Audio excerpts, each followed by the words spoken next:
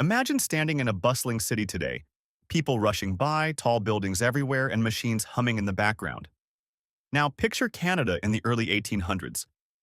Back then, there were no skyscrapers, no factories, and only small towns scattered across the country. But then something huge happened: the Industrial Revolution.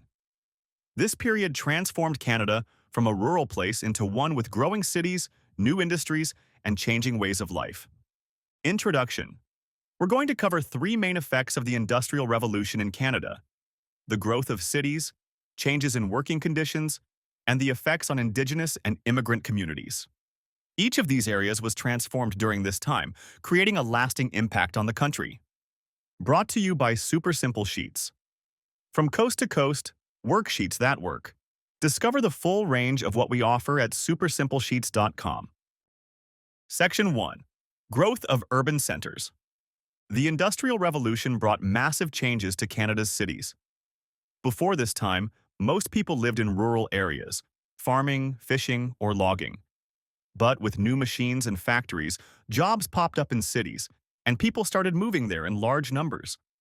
This shift is called urbanization. Cities like Toronto, Montreal, and Vancouver grew quickly in the late 1800s. For example, by the end of the century, Montreal was becoming Canada's industrial hub, filled with factories making textiles, iron, and other products. Toronto's population also grew rapidly as people from the countryside came to work in new industries. One major factor driving this growth was the railway. The completion of the Canadian Pacific Railway in 1885 connected Canada from coast to coast, allowing people and goods to move farther and faster.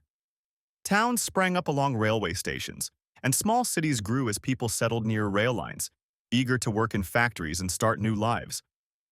But rapid urban growth came with challenges. Cities became crowded, pollution increased, and housing was in short supply.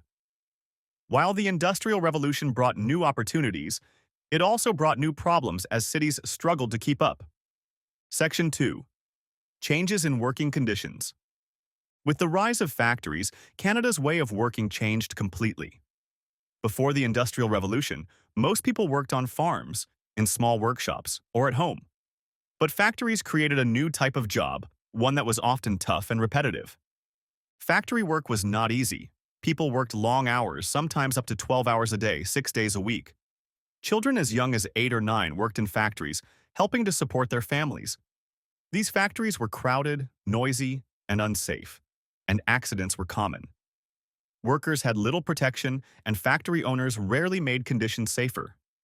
To fight for better conditions, workers started organizing into unions.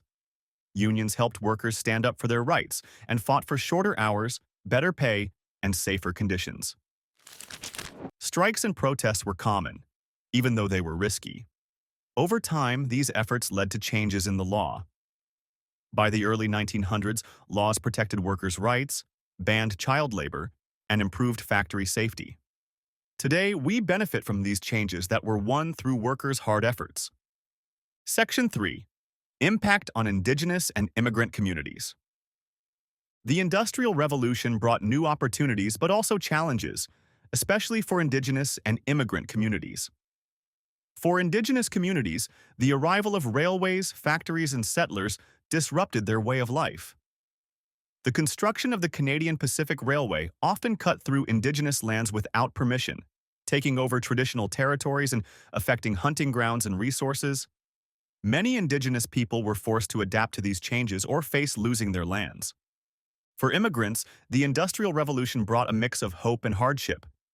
Many people came to Canada from Ireland, China, and Eastern Europe, hoping to find jobs in the growing industries. Chinese workers, for instance, played a major role in building the Canadian Pacific Railway. They worked long hours under dangerous conditions for very low pay.